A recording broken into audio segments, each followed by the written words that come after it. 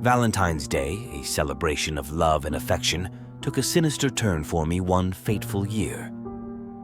It was a chilly February evening, and I was eagerly anticipating a romantic dinner with my partner Emily. Little did I know that our Valentine's Day would transform into a nightmarish ordeal that would forever haunt me. Emily and I had planned to spend the evening at a secluded cabin nestled deep within the woods. The thought of escaping the hustle and bustle of the city and immersing ourselves in nature filled us with excitement.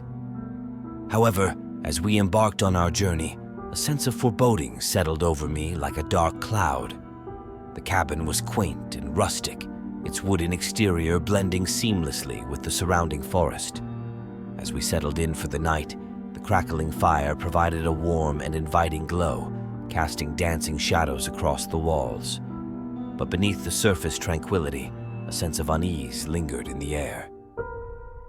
As the night wore on, strange occurrences began to unfold. The wind whispered through the trees, carrying with it an otherworldly chill that sent shivers down my spine. Emily brushed off my concerns, attributing them to my overactive imagination. But then, as the clock struck midnight, a blood-curdling scream shattered the silence of the night. Emily and I exchanged panicked glances, our hearts pounding in unison. Without hesitation, we ventured outside, desperate to uncover the source of the chilling cry. Our flashlight beams cut through the darkness, illuminating the dense thicket of trees that surrounded the cabin. But there was no sign of any intruder, no trace of the source of the scream. Only the eerie silence of the forest, punctuated by the rustling of leaves and the distant hoot of an owl. Fearing for our safety, we retreated back into the cabin, locking the door behind us. But the night was far from over. As we huddled together for comfort, strange symbols began to appear etched into the walls, glowing with an otherworldly light. Terrified and bewildered, we tried to make sense of the bizarre phenomenon unfolding before our eyes. But before we could unravel the mystery, a deep, guttural voice echoed through the cabin, chilling us to the core. It spoke of ancient rituals and dark sacrifices, of a sinister presence that demanded tribute on this unholy night.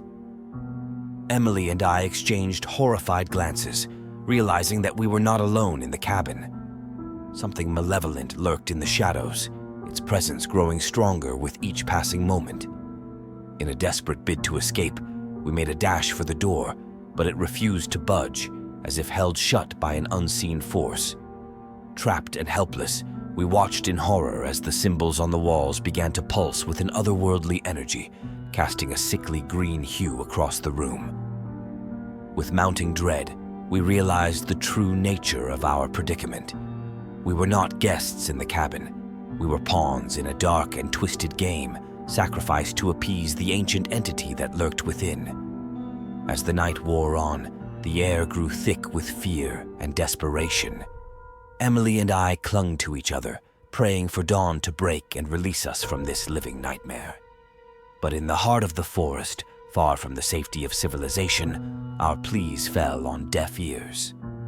In the end, Valentine's Day would forever be etched in my memory as a day of terror and despair, a reminder of the darkness that lurks beneath the surface of the world. And as I gaze into the flickering flames of the fire, I can't help but wonder if somewhere out there, the ancient entity still waits, hungry for its next sacrifice. Valentine's Day, a day of romance and love, turned into a nightmare I would never forget. It all began innocently enough, with my fiancée Rebecca and I exchanging heartfelt gifts and planning a quiet evening at home. Little did we know that the events of that night would forever change our lives. Rebecca had always been fascinated by antique dolls, so for Valentine's Day, I decided to surprise her with a vintage doll I found at a local antique shop. The doll had an eerie beauty to it, with porcelain skin and hauntingly lifelike eyes. Despite my reservations about its uncanny appearance, I thought Rebecca would appreciate the thoughtful gesture. As evening fell, we settled into our cozy living room, the soft glow of candlelight casting a warm ambience. Rebecca's eyes lit up with delight as she unwrapped the gift, her fingers tracing the delicate features of the doll. At first, everything seemed perfect. We laughed and shared stories, basking in each other's company. But as the night wore on, strange things began to happen. I noticed that the atmosphere in the room had shifted, becoming heavy and oppressive.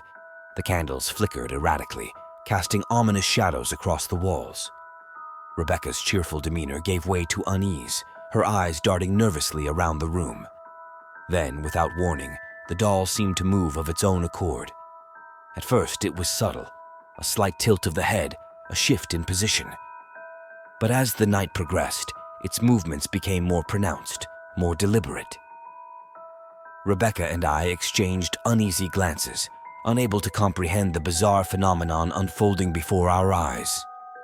I tried to rationalize it, attributing the doll's movements to a trick of the light or a draft in the room. But deep down, I knew there was something more sinister at play. As midnight approached, the atmosphere grew increasingly tense. The air crackled with a palpable sense of dread, as if the very walls of our home were closing in around us. And then, in the dead of night, the doll spoke. Its voice was soft and melodic, yet filled with an otherworldly chill that sent shivers down my spine. It spoke of dark secrets and forgotten curses, of a past shrouded in mystery and sorrow. Rebecca and I sat frozen in terror, unable to tear our eyes away from the haunting spectacle before us. With each passing moment, the doll's words grew more sinister, its voice echoing through the room like a sinister whisper. It spoke of death and despair, of a fate worse than any nightmare imaginable. And as its hollow eyes bore into ours, I knew that we were not its intended audience. In a desperate bid to escape, Rebecca and I fled from the room, the doll's haunting laughter echoing in our ears. But no matter where we went, its presence followed us, an ever-present reminder of the darkness that lurked within our own home. As dawn broke and the first light of morning filtered through the windows, Rebecca and I made a solemn vow to rid ourselves of the cursed doll once and for all. With trembling hands, we gathered our belongings and set out into the cold light of day, determined to leave the nightmare behind us.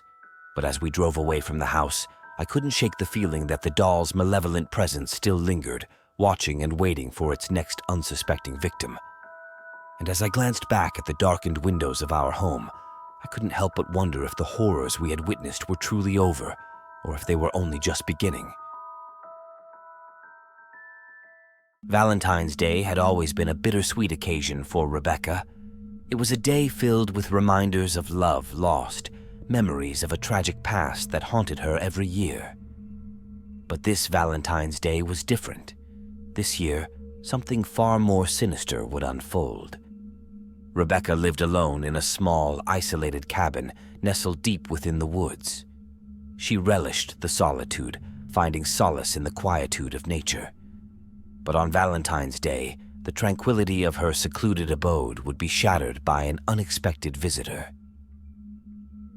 As the sun dipped below the horizon on February 14th, Rebecca sat by the crackling fire, nursing a glass of wine as she reminisced about lost loves. She was lost in her thoughts when a sudden knock at the door jolted her from her reverie. Startled, Rebecca glanced at the clock. It was past midnight. Who could be calling at this hour, she wondered, her heart pounding in her chest. With trembling hands, she made her way to the door, her mind racing with apprehension. Peering through the peephole, Rebecca saw a figure standing on her doorstep, shrouded in darkness. She hesitated for a moment, unsure whether to answer, but curiosity got the better of her, and she slowly turned the doorknob. Standing before her was a man she had never seen before, his face obscured by the shadows. He was dressed in a tattered coat, his eyes gleaming with an intensity that sent shivers down Rebecca's spine. "Please," he said, his voice hoarse and desperate. "You have to help me. I'm lost, and I have nowhere else to go." Rebecca hesitated, torn between sympathy and suspicion. The man seemed harmless enough, but something about him set off alarm bells in her mind. Nevertheless, she couldn't turn him away, not on Valentine's Day. Reluctantly, she invited him inside, offering him a seat by the fire. As he warmed himself by the flames, he recounted a harrowing tale of being stranded in the woods after his car broke down. Rebecca listened intently, her unease growing with each passing moment. As the man spoke, Rebecca couldn't shake the feeling that something was off about him. His story seemed too rehearsed, too perfect, as if he had been waiting for this moment to arrive. But before she could voice her suspicions, a loud crash echoed through the cabin, causing them both to jump in surprise. Panic surged through Rebecca as she realized the truth. The man was not who he claimed to be. He was her stalker, the one who had been terrorizing her for years, his obsession with her reaching new heights on this fateful Valentine's Day. Frantically, Rebecca searched for a way to escape, but the man was one step ahead of her, blocking her path with a menacing grin. With nowhere left to run, she braced herself for the inevitable, knowing that this Valentine's Day would be her last. But just as the man lunged towards her, a deafening gunshot rang out, piercing the silence of the night. Rebecca watched in horror as the man stumbled backward, clutching his chest in agony before collapsing to the floor. Standing in the doorway, gun in hand, was a stranger, a hunter who had been tracking the man through the woods. He had heard Rebecca's cries for help and rushed to her aid, arriving just in time to save her from certain death. As the adrenaline of the moment began to fade, Rebecca sank to her knees, overwhelmed with gratitude and relief. She had narrowly escaped a Valentine's Day nightmare, thanks to the bravery of a stranger and the cruel twist of fate that brought them together on this fateful night. But as she looked into the hunter's eyes, she couldn't shake the feeling that her ordeal was far from over. For on Valentine's Day, true horror knows no bounds, and the shadows that lurked in the darkness were always waiting, just beyond the edge of sight.